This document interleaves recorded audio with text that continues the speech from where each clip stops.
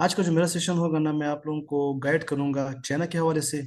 मुझे ज़्यादातर जो क्यूरीज आई है कि आप इटली के हवाले से हमें सेशन दे, तो इटली के हवाले से मैं इसलिए सेशन अभी नहीं दे पाऊंगा क्योंकि उनके एडमिशन है वो फरवरी के बाद, जनवरी एंड में फरवरी में स्टार्ट होंगे।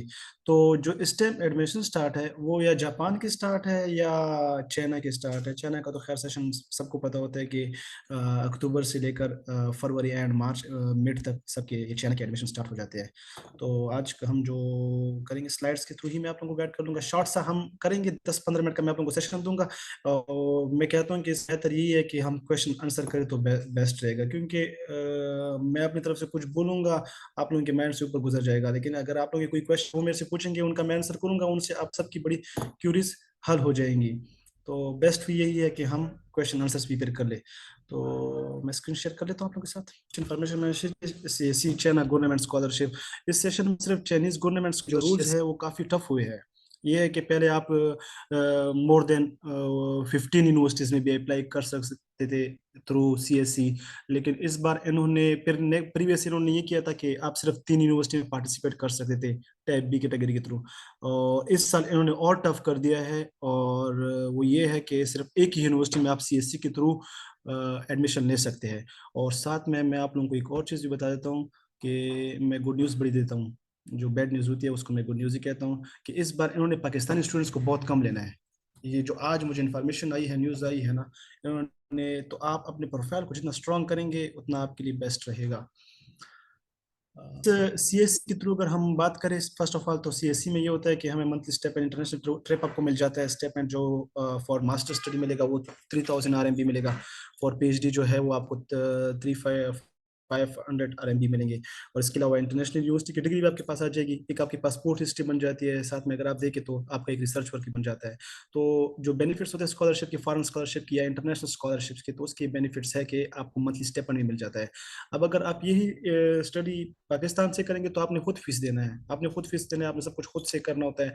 तो वहाँ पे आपको यह है कि एक सैलरी आपको इसको समझ ले जो कि पाकिस्तानी कम से कम 1,30,000 या 1,50,000 आपको मंथली स्टेप भी मिल जाता है। इसके अगर आप अपने खर्च वगैरह निकाले तो आपको कम से कम 70,000 75,000 आप सेविंग कर सकते हैं पर मंथ। तो इसमें आप ये भी कर सकते हैं। जो सा स्कॉलरशिप टाइप है चाइना के, उसमें हम ये है कि सीएससी स्कॉलरशिप है, यूनिवर्सिटी स्कॉलरशिप है या प्रोविंस स्कॉलरशिप है, और इसके अलावा अंशु स्कॉलरशिप है।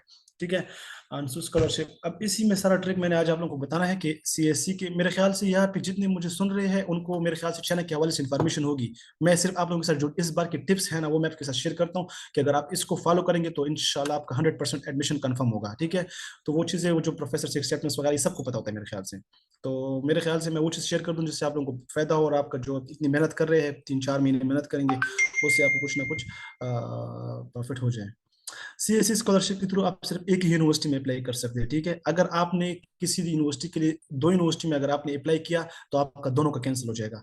तो इस बार कोई भी ये गलती ना करे कि आप सीएससी के थ्रू 2-3 यूनिवर्सिटी में अप्लाई करें। अगर कोई सीनियर आपको कह भी रहा है कि करे, कोई मसला नहीं है, आपने नहीं करना, क्योंकि उनकी इस बार स्ट्रिक्ट रूल है कि अगर मोर देन वन यूनिवर्सिटी आपने अप्लाई किया through CSC type B category के, तो आपका एडमिशन कैंसिल हो जाएगा सब यूनिवर्सिटी में। तो फिर आपको वो कोई फायदा देगा ही नहीं। दूसरी बात आती है यूनिवर्सिटी स्कॉलरशिप। यूनिवर्सिटी स्कॉलरशिप आपको हर एक यूनिवर्सिटी में मिलेगी। तो इस तरह अगर आपने एक सीएससी के थ्रू किया तो यूनिवर्सिटी स्कॉलरशिप आप किसी भी में कर सकते हैं। इसमें थोड़ा सा स्कॉलरशिप आपका कम होता है मंथली स्टेपन। ये होता है कि 1500 से लेकर 1700 तक आपको मंथली स्टेपन मिल जाते हैं। तो ये, इसमें आप किसी भी यूनिवर्सिटी में अप्लाई कर सकते हैं। ये नहीं है कि आप सिर्फ सीएससी में कर ले और इसमें नहीं कर सकते। तो आप इसमें किसी भी यूनिवर्सिटी में अप्लाई करें, मोर देन वन आप कर सकते हैं, इसमें कोई इशू नहीं है। इस तरह आप प्रोविंस गवर्नमेंट स्कॉलरशिप है, ये भी 1,500 to 2,000 RMB आपको पर मंथली अलाउंस मिलेगा। तो इसमें भी ये है कि आप जितनी यूनिवर्सिटी में आपको मिल रहा है, ये ऑप्शन मिल रहा है, तो आप उसमें अप्लाई करें। मोर देन वन यूनिवर्सिटी आप अप्लाई कर सकते हैं, इसका भी इस तरह ऐसा कोई रूल नहीं है। तीसरी जो आता है वो आता है अंशु स्कॉलरशिप। तो उसके अंदर दो यूनिवर्सिटी आती है, एक यूएसटीसी है और एक यूकेएस है। तो इस यूकेएस को, यूनिवर्सिटी से अगर आपको कोई एक्सेप्टेंस मिल जाए तो आप ऐसा करें कि आप इसको अंशु स्कॉलरशिप के थ्रू ही अप्लाई करें। ठीक हो गया। और बाकी जो यूनिवर्सिटीज है उसमें किसी एक यूनिवर्सिटी में सीएससी में अप्लाई करें, और कम से कम 4 से 5 यूनिवर्सिटी में आप यूनिवर्सिटी और या प्रोविंस स्कॉलरशिप में अप्लाई करेंगे तो टोटल 6 यूनिवर्सिटीज हो जाएगी इंशाल्लाह। इसमें आपका एडमिशन कंफर्म हो जाता है। तो हम जो हमेशा जो गलती करते हैं, हमारी गलती होती है कि हम हर साल या अनसू पे अप्लाई कर लेते हैं या सीएससी पे कर लेते हैं, तो बहुत कम लोग जो है, रेयर केसेस मैंने देखे जो यूनिवर्सिटी स्कॉलरशिप पे अप्लाई करते हैं या गवर्नमेंट प्रोविंस स्कॉलरशिप पे अप्लाई करते हैं, नहीं करते हैं, लेकिन मतलब ये समझ लें 10% लोग करते हैं, 90% नहीं करते, तो उनका एडमिशन रह जाता है। तो इस बार आप ये जरूर करें कि आप हर एक स्कॉलरशिप में अप्लाई करें, ठीक है। ये 4 ऑप्शन है आपके पास, एक यूनिवर्सिटी आप सीएससी के थ्रू करें और एक आप आंसू के थ्रू करें, और बाकी जो 2 यूनिवर्सिटीज आपके पास आ जाती है, जो 2 स्कॉलरशिप्स है, इसमें आप 4 से 5 यूनिवर्सिटी को टारगेट करें, तो इस तरह आपके पास 6-7 यूनिवर्सिटीज हो जाएंगी अप्लाई का, तो इंशाल्लाह किसी न एक में तो आपका नाम जरूर आएगा। ये इसके अलावा डॉक्यूमेंट के हवाले से अगर मैं बात करूं, तो अफजल भाई ने काफ़ी अच्छी डिटेल में आप लोगों को बता दिया है कि स्कॉलरशिप के लिए हमें कौन कौन से डॉक्यूमेंट चाहिए होते हैं। सीवी है, सुपी है, अच्छा फिर डिग्री ट्रांसक्रिप्ट है, मेडिकल फॉर्म है, पासपोर्ट है, वाइल्ड बैकग्राउंड। अच्छा, आप जो जापान या कोरिया, ताइवान, किसी जापान यूनिवर्सिटी, इसमें मोस्टली हम यही करते हैं कि हम जो बैकग्राउंड होता है वाइट नहीं होता, ब्लू बैकग्राउंड की पिक्चर लगाते हैं, तो वो नहीं एक्सेप्ट होता, ठीक है, तो आपकी वो एप्लीकेशन रिजेक्ट हो जाती है। तो कोशिश करें कि आप जो भी पिक्चर यूज करें पासपोर्ट साइज का, वो वाइट बैकग्राउंड का होना चाहिए। इसके अलावा 2 रिकमेंडेशन लेटर है, और जो आपको प्रीवियस प्रोफेसर से मिल सकते हैं। इंग्लिश लेटर मतलब इंग्लिश प्रोफेंसी सर्टिफिकेट जो आपको मिलेगा आपकी प्रीवियस यूनिवर्सिटी से। एक्सपीरियंस लेटर है, पुलिस क्लीयरेंस सर्टिफिकेट है, रिसर्च प्रपोजल फॉर पीएचडी, आप इसको कंसिडर कर ले। दूसरी बात यह है कि क्या चाइना में आइलेट्स वगैरह जरूरत है? नहीं। आप जिसमें अगर आइलेट्स टोफल या कुछ भी लिखा होना, आप उसके थ्रू इंग्लिश प्रोफेंसी के थ्रू भी अप्लाई कर सकते हैं, ठीक है। वो उसमें लिखा जरूर होगा, लेकिन आप ये ना समझे कि हमने उसके थ्रू ही अप्लाई करना है, आइलेट्स नहीं है तो हम नहीं कर सकते, ऐसा नहीं है, आप अप्लाई कर सकते हैं, ठीक है। तो डॉक्यूमेंट के वाले से मैं इतना इन्फॉर्मेटिव नहीं चाहूंगा, क्योंकि उसमें ये है कि ऑलरेडी उन्होंने बड़ा अच्छा आपको गाइड कर दिया है अफजल भाई ने डॉक्यूमेंट के हवाले से। तो इसके बाद स्कॉलरशिप के बाद एक्सेप्टेंस लेटर के हवाले से भी काफी अच्छा सा जो जापान के हवाले से उन्होंने गाइड किया, एज सच ये चाइना का भी यही है, ठीक है, कि आपने कांटेक्ट करना है प्रोफेसर के साथ, कांटेक्ट कर ले और उनसे आप एक्सेप्टेंस ले ले। उसका तरीका ये है कि आप पहले तो आप ये करें कि यूनिवर्सिटी का नाम आपने कैसे सर्च करना है, उसका तरीका ये है, तरीका इजी है, बहुत इजी है। आप गूगल में लिखेंगे ना कि चाइनीज यूनिवर्सिटी, अपने डिपार्टमेंट का नाम लिखें। फॉर एग्जाम्पल मेरा डिपार्टमेंट है कंप्यूटर साइंस, तो मैं लिखूंगा कि computer science universities, Chinese universities, तो आपके पास पूरी यूनिवर्सिटीज आ जाती है। उसके आपने फैकल्टी में जाना है, फैकल्टी में आपने रिसर्च इंटरेस्ट प्रोफेसर का देखना होता है। अगर उसका प्रोफेसर का रिसर्च इंटरेस्ट आपके साथ सेम है, तो आप उसको कर ले, ईमेल किया करें। ईमेल की एक बॉडी होती है, वो मैं आपके साथ शेयर कर लेता हूँ।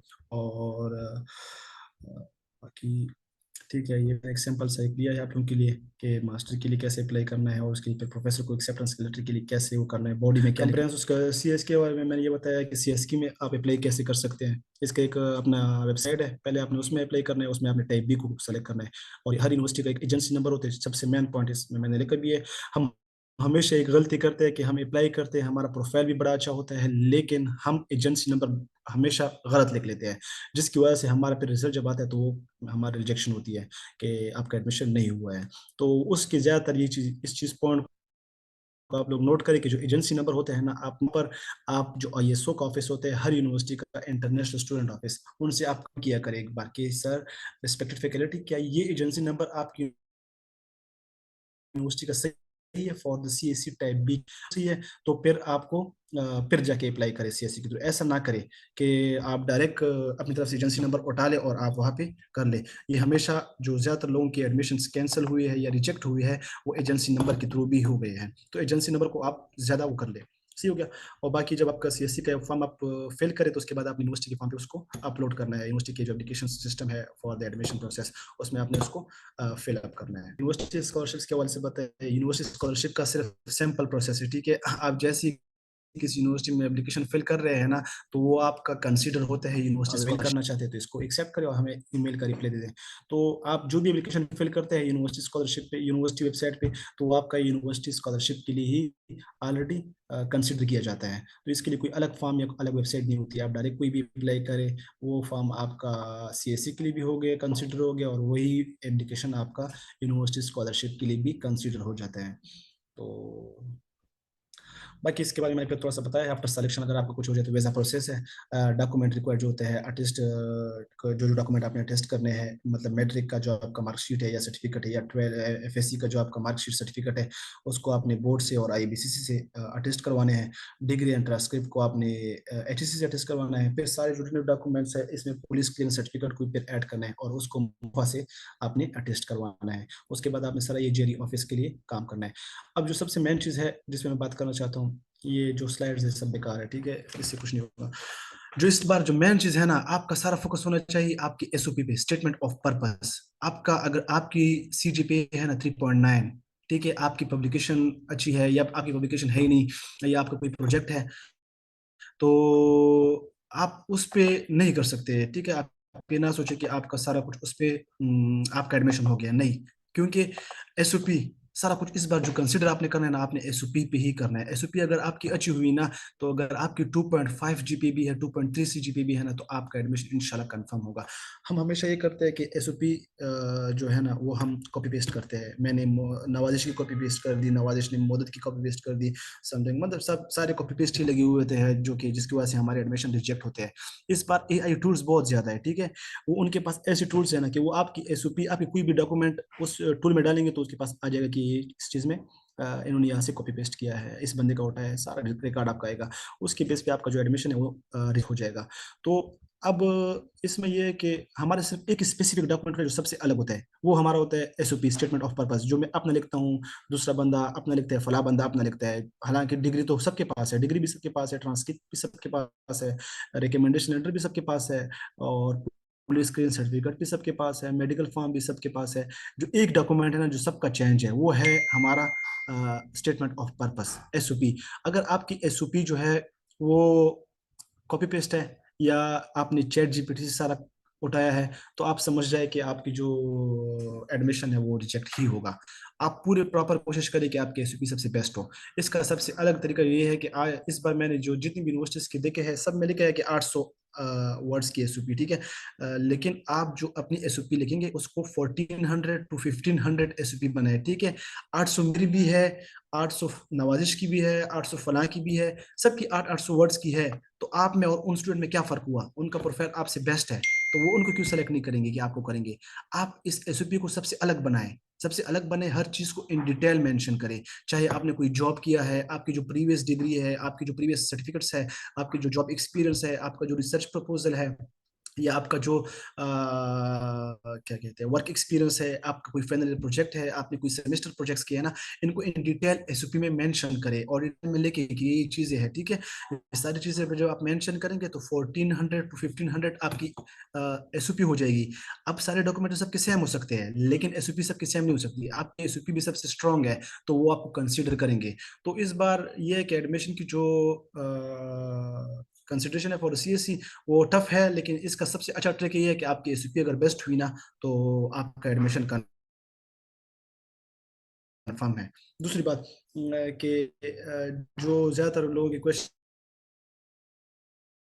होंगे कि क्या मास्टर के लिए एक्सेप्टेंस लेटर जरूरी है, यूटी है या यूकेस है, या इस तरह अगर नानजिंग की बात करूं हार्बिन यूनिवर्सिटी है, या शंदोंग है, या एनपीयू है, तो इसमें है कि आपके पास एक्सेप्टेंस लेटर होना चाहिए। और अगर किसी में बाकी जितनी भी यूनिवर्सिटीज है 80% उसमें acceptance letter for the master study जरूरी नहीं है, बट फॉर द पीएचडी उनको लेना चाहिए। तो क्योंकि तो आपके बहुत कम चांसेस होते हैं एडमिशन लेने के लिए। तो जो मेन पॉइंट्स थे मैंने शेयर कर दिए। अगर नवाज भाई किसी का क्वेश्चन हो पूछा करें, वो अच्छी बात है। जी भाईजान, किसी का क्वेश्चन है तो पूछ सकते हैं। अस्सलाम वालेकुम भाई। वालेकुम सलाम। मुझसे रजा बात कर रहा हूँ, बाबर भाई कह दिया से। अच्छा भाई, मैंने ना बीएस किया था पंजाब यूनिवर्सिटी से कंप्यूटर साइंस में। बाई चांस आपका भी कंप्यूटर साइंस का सब्जेक्ट है। ठीक तो है। उसके बाद मैंने इधर एक लोकल यूनिवर्सिटी से एमफिल किया, क्योंकि मेरी जॉब हो गई थी गवर्नमेंट की 16 ग्रेड की टीचिंग की। ठीक है। तो अब जी जी, इधर कंप्यूटर साइंस के अंदर मतलब टीचिंग की। तो मैंने एमफिल किया इधर से आईएसपी से, लेकिन वो फजूल सा एमफिल है, उसमें ना तो उन्होंने रिसर्च कोई करवाई है और साथ में मतलब कोविड भी आ गया था बीच में, बस ऐਵੇਂ ही वो उसका गुजारा ही हुआ है। तो CGPA जो मेरी है ना, BS की भी है 2.98, और वो पंजाब यूनिवर्सिटी से, और इधर से भी जो आई है ये भी 2.9 है। ठीक है। तो अब कोई चांस है दोबारा MPhil के लिए लें या PhD के लिए, ये क्या आप गाइड करेंगे? देखिए, अगर आपका कोई रिसर्च प्रपोजल नहीं है ना, तो मैं तो आपको ये मशवरा दूंगा कि आप मास्टर स्टडी के लिए अप्लाई करें। साथ में खैर पीएचडी के लिए भी अप्लाई कर ले, ठीक है। आप दोनों प्रोग्राम के लिए अप्लाई करें, लेकिन आपका जो मुझे लगता है कि आपका पीएचडी में तो नहीं होगा। पीएचडी में क्योंकि आपका रिसर्च नहीं है, तो वो आपको कंसिडर ही नहीं करेंगे। हाँ, तो मास्टर के लिए 2.98 वाला जो BS वाला, उसी की बेस पे करेंगे फिर? अच्छा, मेरी जो सीजीपीए थी ना, मेरी टोटल सीजीपीए थी 2.84। बड़ी अच्छी यूनिवर्सिटी से किया है चेन्नई में, दालिया यूनिवर्सिटी ऑफ टेक्नोलॉजी ड्यूटी। आप सर्च कर सकते हो, उनकी रैंकिंग भी अच्छी है। चाइना में एक चीज़ है कि वो सीजीपीए वहाँ पे मैटर नहीं करता, ठीक है। आपका वहाँ पे वर्क, आपने जो काम किया है, आपका जो एक्सपीरियंस है, वहाँ पे वो चीज़ वर्थ रखती है। सीजीपीए वहाँ पे वर्थ नहीं रखता। अगर आपकी 2.5 भी है ना, मेरे ऐसे भी दोस्त है जो अभी भी मास्टर स्टडी कर रहे हैं, उनकी 2.3 सीजीपीए है, और चाइना में अच्छी यूनिवर्सिटी से वो मास्टर कर रहे हैं। तो टीचिंग एक्सपीरियंस इसमें शो कर दूं, गवर्नमेंट वाला जो है, ये आपका पूछिए। कोई भी अगर एक्सपीरियंस लेटर है ना आपके पास, किसी चीज का भी है, ठीक है, किसी भी चीज का है, वो आप जरूर मेंशन करें। क्योंकि आप, मेरे ख्याल और से अगर आप टीचिंग करें तो आपकी स्टडी गैप भी होगा, स्टडी में गैप भी होगा। उस गैप को कवर करने के लिए आपको वही एक्सपीरियंस शो करने होते हैं। हमने साथ में MPhil वाला फिर ना शो करो, जो इधर से किया है MPhil, नहीं, कि वो कर। जरूरत नहीं है उसकी, क्योंकि आप मास्टर के लिए अप्लाई करेंगे तो उसकी जरूरत नहीं है। जी बिल्कुल, अली अहमद भाई, आपने मैसेज में पूछा है, आप बिल्कुल ऐसे में वही वर्डिंग यूज कर सकते हैं। उसके लिए ये है कि पर मैं फिर से अगेन बता रहा हूँ कि सबसे ट्रिकी क्वेश्चन ये है इस बार जो एडमिशन का है ना, वो है SOP, स्टेटमेंट ऑफ पर्पस। अगर आपने कोई दो लाइन भी किसी जगह से कॉपी पेस्ट की है ना, तो आप यही से समझ जाए कि आपका एडमिशन नहीं होगा। आप प्रॉपर कोशिश करिए, आप प्रॉपर वो करें कि आपका जो डॉक्यूमेंट्स हो ना SOP के, वो बिल्कुल क्लियर एंड क्रिस्टल हो, किसी जगह से कॉपी पेस्ट ना हो, अपना ही खुद लिखा हुआ हो। हाँ, दूसरों की चीजों से आप ऐड ले सकते हैं, ठीक है। अगर फिर कॉपी पेस्ट कर भी रहे हैं तो थोड़ा सा जुगाड़ लगाया करें, ठीक है। पाकिस्तानी जुगाड़ी सिस्टम है, तो जुगाड़ लगाया करें, उसको थोड़ी सी चेंजिंग वगैरह किया करिए, ना करे कि आप सारा वही कॉपी पेस्ट करें। क्योंकि आपकी डॉक्यूमेंट वो उनको पता चल जाएगा कि आपने किधर से कॉपी पेस्ट किया, तो आपका एप्लीकेशन रिजेक्ट हो जाएगा, ठीक है। पूछा था, मैंने आपको बताया था कि थोड़ा सा वेट करें, शायद वो किसी जगह पे बिजी है, उनकी भी बड़े काम होते हैं, वो रिसर्च पे लगे होते हैं, कॉन्फ्रेंस पे लगे होते हैं, तो उस वजह से वो कभी कभी आपको रिप्लाई ऑन टाइम नहीं करते। अगर आपको एक्सेप्टेंस नहीं दिया, उन्होंने आपको ऑन द ईमेल कहा है ना कि हाँ मैंने आपको सेलेक्ट कर दिया, तो इट्स मीन कि आप जब एप्लीकेशन फिल करेंगे ना, उनकी ही डिटेल, सुपरवाइजर डिटेल वहाँ पे फिल कर दे। और वो अगर आपके पास उनका acceptance letter by hard form नहीं है तो कोई मसला नहीं है। जब आपके डॉक्यूमेंट रिव्यू प्रोफेसर डिपार्टमेंट के पास जाएंगे, तो वो वहाँ से कंफर्म करे कि यस बिल्कुल मैंने इस स्टूडेंट को मैंने सेलेक्ट किया था for the research work. Again आप सबको बता रहा हूँ कि इन स्लाइड्स पे ना जाए। आपने इस बार, मैं आपको गारंटी से कह रहा हूँ कि इस बार जो एडमिशन प्रोसेस है ना, बहुत ही ट्रिकी है, ठीक है, बहुत ट्रिकी है और बहुत टफ है चाइना का। क्योंकि हम पाकिस्तानी वहाँ पे जाते हैं, हम स्टडी नहीं करते हैं, हम बस टाइम पास कर लेते हैं, ठीक है, टाइम पास करके हम पाकिस्तान वापस आ जाते हैं। और ये इस वजह से उन्होंने पाकिस्तानियों के लिए बहुत ही मुश्किल किया इस बार, क्योंकि आप एक यूनिवर्सिटी में अप्लाई कर सकते हैं। तो काइंडली इस बार कोशिश करें कि अपनी SOP स्ट्रांग बनाए। सबकी 800 वर्ड्स की हो तो आपकी 800 ना हो, आपकी कम से कम 1400 से 1500 वर्ड्स की SOP होनी चाहिए, और हर चीज इन डिटेल उसमें मेंशन करें। अच्छा अलियास भाई, आपने कहा है कि अस्सलाम वालेकुम सर, एक और acceptance letter from college of food science नहीं, ये करती है, ये किस, आपने सर्च किया है कि नहीं करती? आप एक बार सर्च करें, बिल्कुल ये मुझे भी लगता है कि ये यूनिवर्सिटी, मैंने देखा इसका नाम CSC की ऑफर करती है, ठीक है। ब्रदर, चाइना के एडमिशन स्टार्ट हो गए हैं, ठीक है। 15 नवंबर से ये समझ लें कि 80% यूनिवर्सिटी के एडमिशन स्टार्ट हो गए हैं। तो आप अपने डॉक्यूमेंट प्रिपरेशन करें और कोशिश करें कि आपको एक्सेप्टेंस लेटर मिल जाए। अगर एक्सेप्टेंस नहीं भी मिल रहा तब भी आप अप्लाई करें, इंशाल्लाह आपको मौका में भी देगा। वालेकुम अस्सलाम वालेकुम। सलाम। सर मेरा क्वेश्चन ये है कि अभी जो हम लास्ट ईयर में हैं, मतलब 7 सेमेस्टर या 8 सेमेस्टर में, और हमारी डिग्री जाके एंड होगी जून के एंड या जुलाई तक। तो जो CSC की डेट है, डेडलाइन है, वो 30 अप्रैल है। तो क्या हम किस तरह इस साल 2024 के लिए अप्लाई कर सकते हैं? एलिजिबल है या नहीं है? बिल्कुल आप एलिजिबल है। आप इस तरह करें कि आप अपनी यूनिवर्सिटी, प्रीवियस यूनिवर्सिटी से अपना ट्रांसक्रिप्ट ले लें, 7 सेमेस्टर्स का हो या 8 सेमेस्टर का जो आपके पास अवेलेबल हो, और साथ में उनसे एक होप सर्टिफिकेट ले लें। ठीक है, होप सर्टिफिकेट में वो मेंशन करेंगे कि इस डेट तक इनकी डिग्री कंप्लीट हो जाएगी। ठीक है, मैनुअली जो इसका जो चाइना का जो रिजल्ट आएगा वो जून के मिड या जून के एंड में ही आपके पास रिजल्ट आएगा। तब तक आपकी डिग्री भी क्लियर हुई होगी और बाकी प्रोसेस भी आप कर सकते हैं। तो बिल्कुल आप कर सकते हैं अप्लाई। ठीक है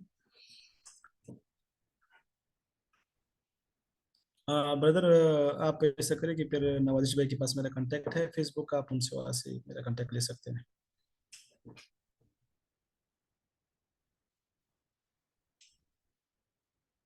अस्सलाम वालेकुम भाई। वालेकुम सलाम।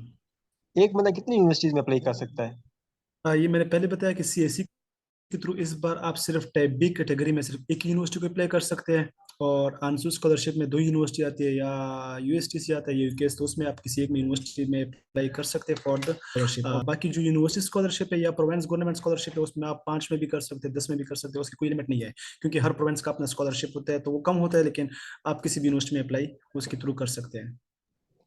ये जितने भी स्कॉलरशिप होते हैं फुली फंडेड होते हैं या पार्शली फंडेड होते हैं? ये फुली फंडेड होते हैं। ठीक है, जो मैंने मेंशन किया है, जैसे सीएससी है या यूनिवर्सिटी स्कॉलरशिप है या प्रेसिडेंट स्कॉलरशिप है या इस तरह जो है आंसू है, ये फुली फंडेड स्कॉलरशिप है। प्लीज सिग्नल चली गई थी। ठीक है, एजेंसी नंबर ये है ना कि हर एक, जब आप किसी यूनिवर्सिटी में सीएससी के थ्रू अप्लाई कर रहे हैं ना, तो हर एक यूनिवर्सिटी का एक अलग एजेंसी नंबर होता है। फर्ज करिए मैं डीयूटी में अप्लाई कर रहा हूँ। ठीक है, तो जब मैं सीएससी के लिए अप्लाई कर रहा हूँ तो मैंने पहले डीयूटी की वेबसाइट पे जाना है, उन वहाँ पे सीएससी के लिए एक एजेंसी नंबर मेंशन होता है। वो नंबर मैंने वहां से कॉपी करके सीएससी की वेबसाइट पे पेस्ट करना है। लेकिन हमेशा ज्यादातर लोगों के ना एडमिशन इसी वजह से कैंसिल हो जाता है, क्योंकि वो बस किसी जगह से भी वो एजेंसी नंबर कॉपी करके वहाँ पे पेस्ट कर लेते हैं, तो वो जब मैचिंग नहीं करते तो आपका एडमिशन एप्लीकेशन जो है वो रिजेक्ट हो जाता है। तो जब आप किसी यूनिवर्सिटी के लिए अप्लाई कर रहे हैं तो उनको आप ईमेल करें कि डियर फैकल्टी, आपका एजेंसी नंबर क्या है फॉर द सीएससी स्कॉलरशिप, तो उनसे आप कंफर्म करके तब वो एजेंसी नंबर उठा के आप वहाँ पे मेंशन किया करें। यूनिवर्सिटी और प्रोविजनल स्कॉलरशिप किस डिफरेंट सेम होती हैं? जो प्रोवेंस स्कॉलरशिप होते हैं वो 1700 RMB हो सकती है, या आपका 2000 RMB हो सकता है, या 2500 RMB हो सकते हैं। वो कोई स्पेसिफिक नहीं हो सकता। ठीक है, क्योंकि हर प्रोवेंस का एक अलग ही स्कॉलरशिप होता है।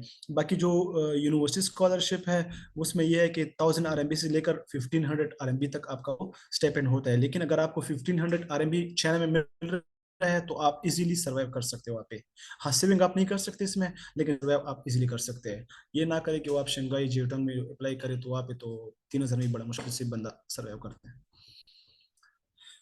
सीएससी टाइप ए के बारे में थोड़ा गाइड कर दे, एजेंसी ने अभी जब अनाउंस किया है। ठीक है ब्रदर, ये है कि आपने ना पहले आपने ये यूनिवर्सिटी को बताना है कि मैंने टाइप ए के थ्रू सीएससी के लिए अप्लाई करना है। वो आपको एक लेटर देंगे और आपने इसके थ्रू एम्बेसी के थ्रू इसको अप्लाई करना होता है। तो इसमें खैर सिलेक्शन होती है। ठीक है, इससे अच्छा है कि आप जो बाकी जो स्कॉलरशिप है, सीएससी है, आंसू है या यूनिवर्सिटी स्कॉलरशिप है, उसका मैंने बताया है, उसके थ्रू करें। सॉरी टू से, मैं आपको एक चीज़ और भी क्लियर करूँ, ये पाकिस्तान है तो यहाँ पे हर चीज़ पहले से बिकी होती है। ठीक है, तो जो टाइप ए के थ्रू सीट्स पाकिस्तान में आते हैं ना, वो पहले से उनको लोगों को मिली होती है, तो जो आप मेहनत कर रहे हैं वो फिर बेकार जाएगी। जी। अस्सलाम वालेकुम वालिद भाई। मोहम्मद भाई, वालेकुम एक भाई सलाम। को यहाँ एक्सपीरियंस लेटर का नहीं पता, उसको बता दे जरा।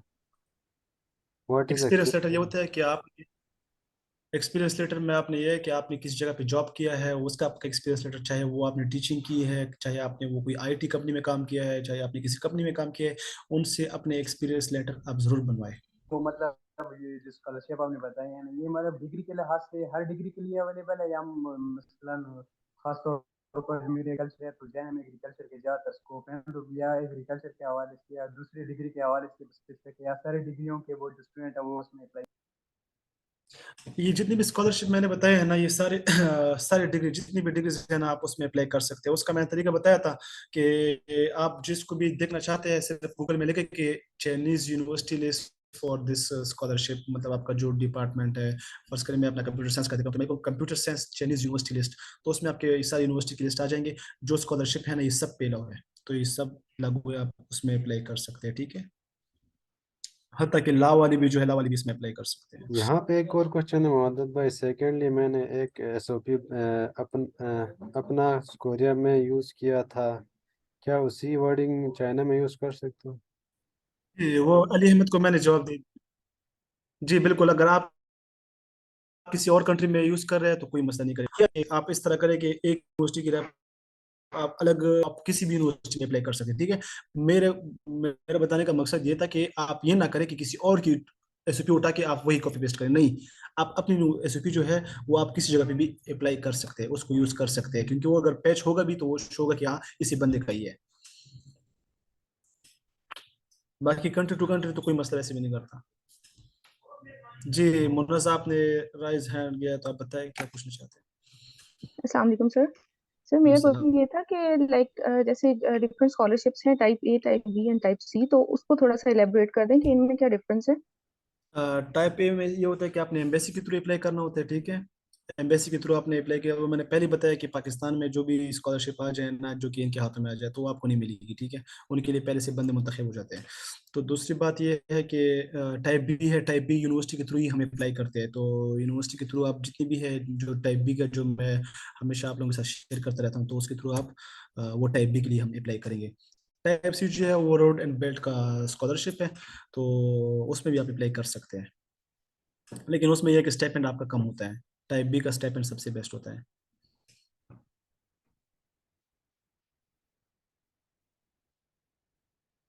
जी मुदस्सिर अब्बास। अस्सलाम वालेकुम। सलाम।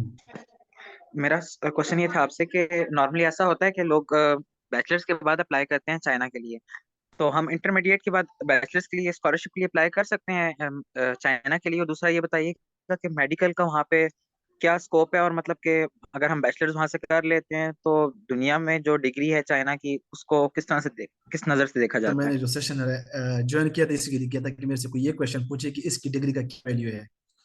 तो पहले जो आपने क्वेश्चन किया मेरे से कि बैचलर के हवाले से, तो उस दिन मैंने एक ग्रुप में शेयर भी किया था बैचलर के लिए। वो एक इंडियन बंदा है, उनके वहाँ पे कॉन्टेक्ट वगैरह वो बैचलर के थ्रू करता है। और जो वो बंदा है उसको मैं जानता भी हूँ, पर्सनली जानता हूँ, ट्रस्टेड बंदा है, लेकिन मैं किसी की जिम्मेदारी नहीं लेता हूँ। वो स्कॉलरशिप करवाते हैं बीएस लोगों की, तो जितने भी बैचलर वाले वो कर सकते हैं। उसमें यह है कि आपको सिर्फ 400 RMB मंथली स्टेपन मिलेगा। बाकी आपकी यूनिवर्सिटी फीस है या आपका एकोमोडेशन है या जो भी है वो सब कुछ वहाँ पे फ्री ही होता है, ठीक है। वो आपको फ्री मिलेगा। बाकी आपको स्टेपन भी मंथली 400 RMB मिलेगा। तो उस बंदे का कांटेक्ट मैं इंशाल्लाह फिर शेयर कर दूंगा। ये है कि मैं किसी बंदे की गारंटी ले रहा हूँ कि आप ये समझे कि वो गारंटी ली है तो मैं इसके थ्रू अपना काम करवा देता हूँ, क्योंकि वो अपनी फीस लेता है। तो मेरे गारंटी पे किसी ने नहीं करना, अपनी तरफ से आप उनसे बात कर लें। बाकी वो बंदा ट्रस्टेड है, मैं आपको बताऊं कि वो बंदा ट्रस्टेड है, बड़े बीएस वालों का वो काम करवा रहा है। बाकी ये है कि एमबीबीएस के हवाले से आपने कहा, तो एमबीबीएस वहाँ पे फ्री नहीं है। एमबीबीएस के लिए आपको कम से कम 20,000 RMB या 18,000 RMB आपका पर ईयर खर्चा जरूर आएगा। तो ये सेकंड क्वेश्चन जो आपने पूछा कि उसकी डिग्री की क्या वैल्यू है, यहाँ से बैठ के ना हम यही सोचते हैं कि चाइना की डिग्री की क्या वैल्यू है। तो आप वर्ल्ड रैंकिंग में रैंकिंग चेक करें या रिसर्च, तो मेरे ख्याल से यही काफी होता है कि उनकी डिग्री की कितनी वैल्यू है। आपके घर में अगर छोटी से छोटी चीज भी है ना, तो वो चाइनीज ही होगी, चाइना ने उनको बनाया होगा।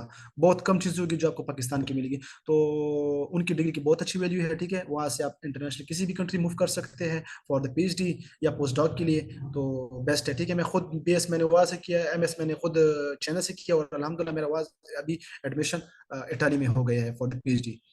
तो उनकी डिग्री की अपनी एक वैल्यू है, और वो मेरे ख्याल से पाकिस्तान से अच्छी वैल्यू है जो एक डिग्री है। जी